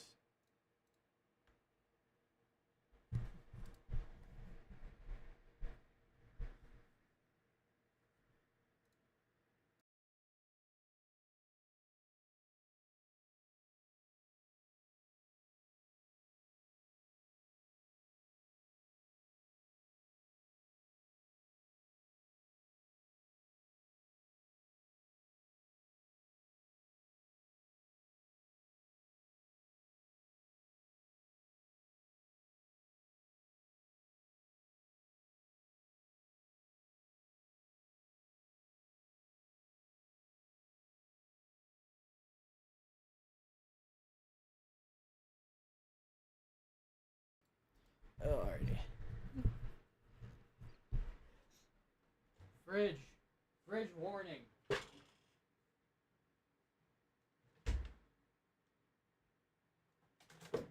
At this point, I'm just like trying to figure out random stuff to talk about at this point because there really has been not too much to talk about.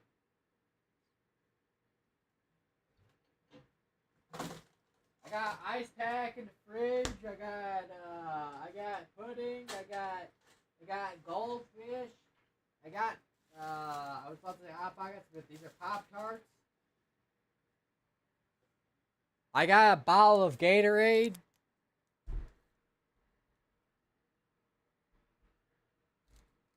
And I got a bottle of water.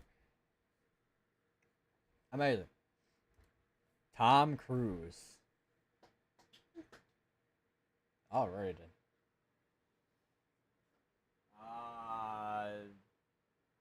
Mission what America? Mission Impossible or whatever. I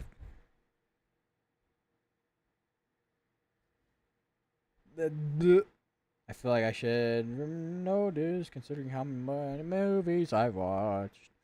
Like literally I made a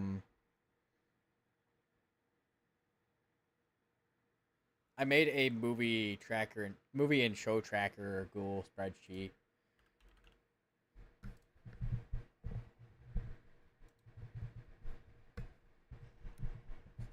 And there's a lot of movies on here, which it's at currently 168 movies that I have tracked on here because I watch movies with other people as well. So that's one main reason why it's that high too. But like yesterday with my friend, we were watching this one movie called American Gangster, which is like almost like, well, it's 3 hours 3 hours long.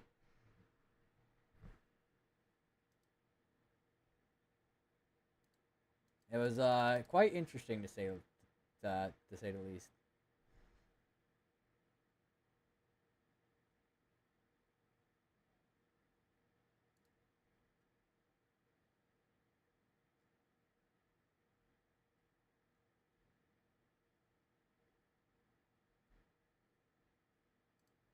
Movies are gold mines. They definitely are for sure. And there's movies out there that are definitely gold mines for memes, that's for sure. Especially like the like Star Wars movies and all that.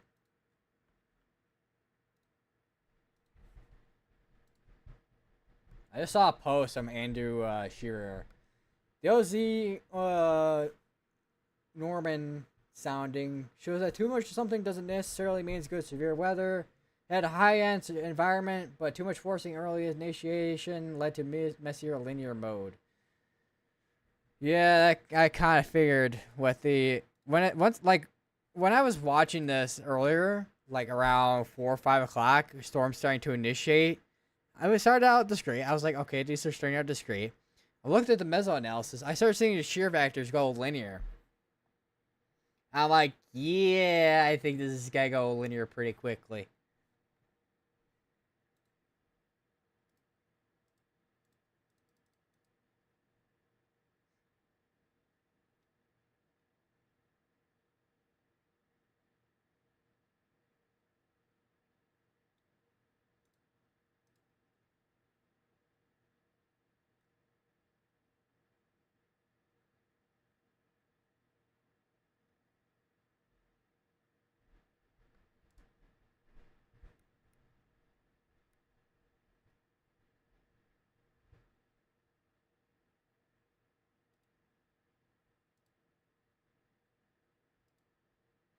All right, see ya, man.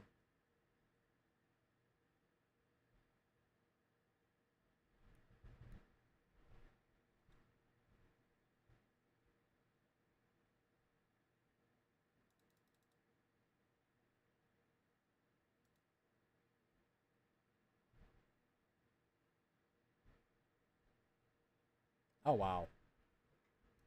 The HRW cam models are showing clearing. It looks like, at least out in Iowa and Missouri. That'll be something interesting to see for tomorrow. Oh, how much clearing we get.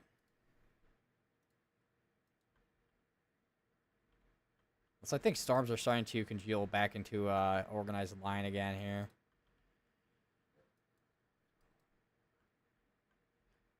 So that's definitely gonna be a concern at some point.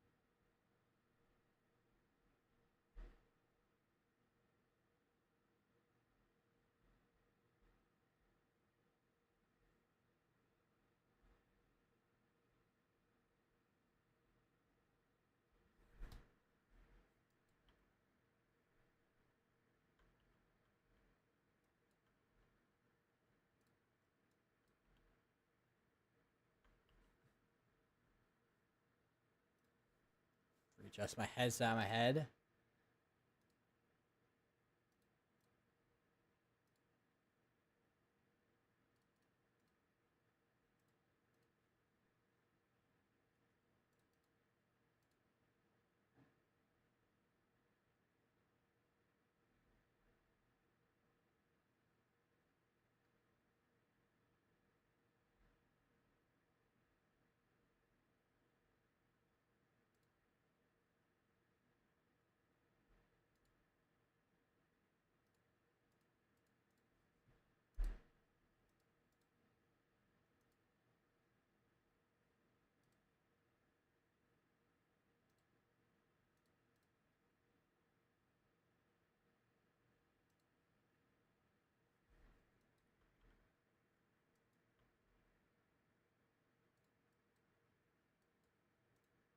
Some more severe dust warnings down here in Texas. Mainly wind threat looks like right now. Don't got anything that, as far as I'm aware here, that has anything in terms of at least a tornado pause tag. Wouldn't be surprised if we had some areas that are trying to do some type of QLCS tornado activity, trying to wrap up a rotation or something with a kink in a line or something, but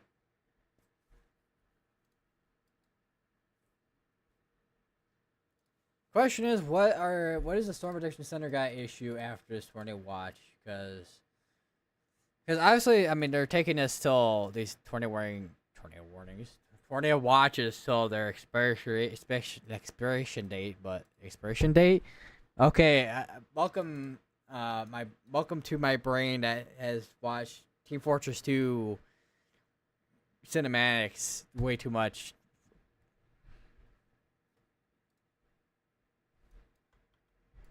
And whatnot. There's a tornado pause tag on this one here, though, that just popped up a little bit ago. This was issued 3 minutes ago. I'll be going till 11 p.m.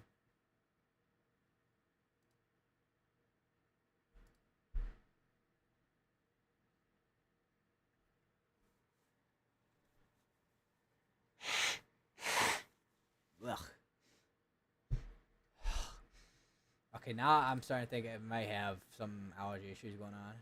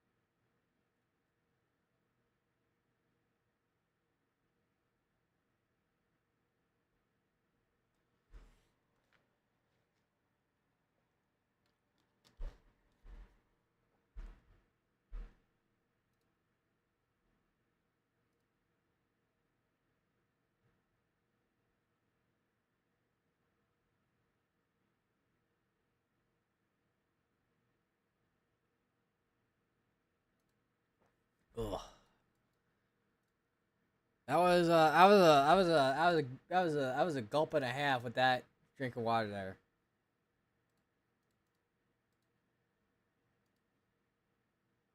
Like that was a gulp.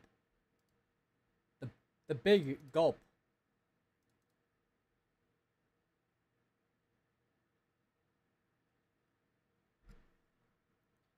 All right, yeah. The day one outlook doesn't come out till 1 in the morning.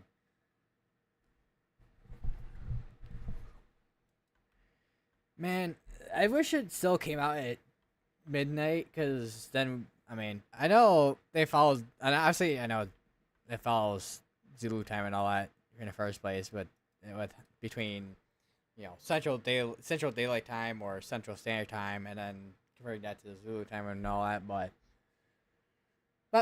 man, I just want my outlooks to come out earlier than 1 in the morning, because by the time it hits 1 in the morning with some of these, when it comes to time outlooks for like release, I'm just like, what time is it again? Oh, it's 1 in the morning. All right, I'm gonna go pass out after I look at this outlook.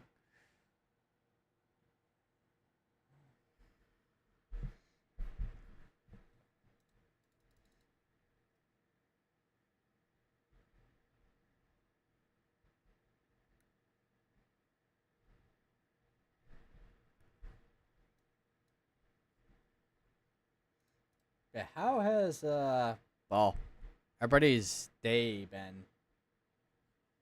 Also, apparently, it's something very interesting. I've been seeing it very this like multiple times on Twitter. There's some cool. Oh, I gotta go to like Radar Omega something to show this, because my otherwise does not go far back because I don't have the subscriptions.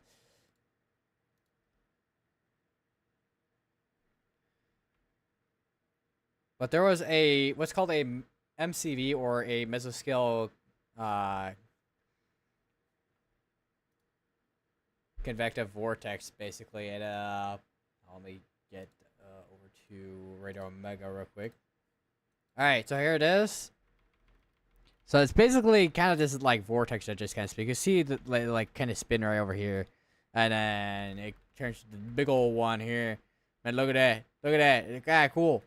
Weather is cool. And you still you can still see it going off to the northeast still too. What if we could see it kind of on this radar here? Probably. Oh, let me. Yeah, you actually can see it from Spookane's radar. Actually, yeah, you can. There's actually, hold on, there's some, because this is snow out here, I think. Oh no, it's just regular rain. I thought there was snow out here for some reason. But apparently not.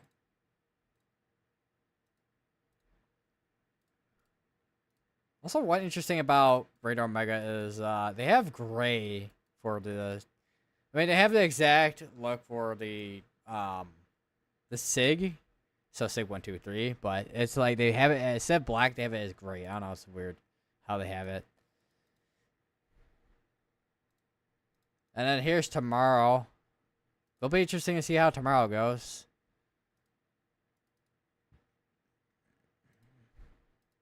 And now on today's episode of Radar Omega, taking millions of years to load. And this is Cyclone Port over here in Texas. Not a ton of light. Oh wait, never mind. Wait, actually that might have just been the light bouncing off the rain. I was gonna say, I thought I saw lightning, but no.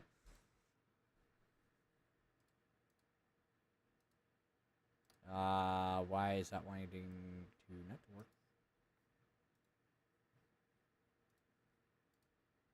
Okay, this thing's being broken. That is the wrong thing. That's also the wrong thing. That is the right. Okay, you know what? Screw it. There we go. Now that is the thing I was trying to get back to weather-wise.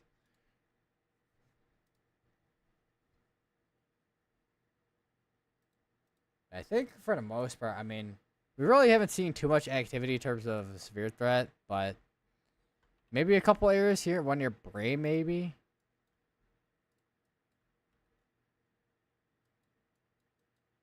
But other than that, it's been kind of kind of quiet in terms of severe weather through tonight so far, or at least this evening, afternoon and evening.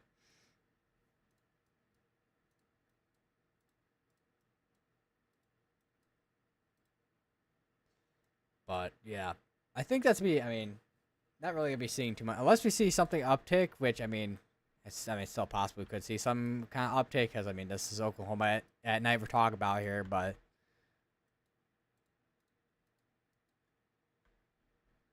for the most part, I think we're really, I mean, maybe a couple isolated tornadoes here or there.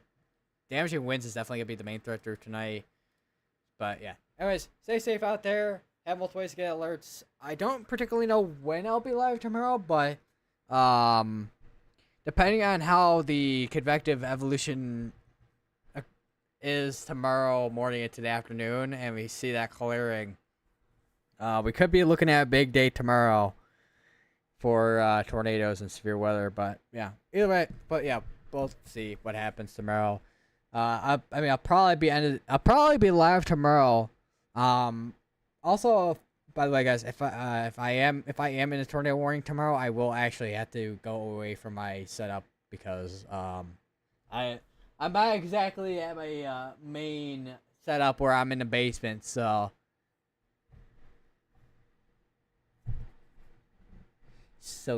yeah, and I probably wouldn't be back for a while, so hopefully hopefully it'll just be at least a severe dust warning that'll be in, and I'll take the severe dust warning, not the tornado warning.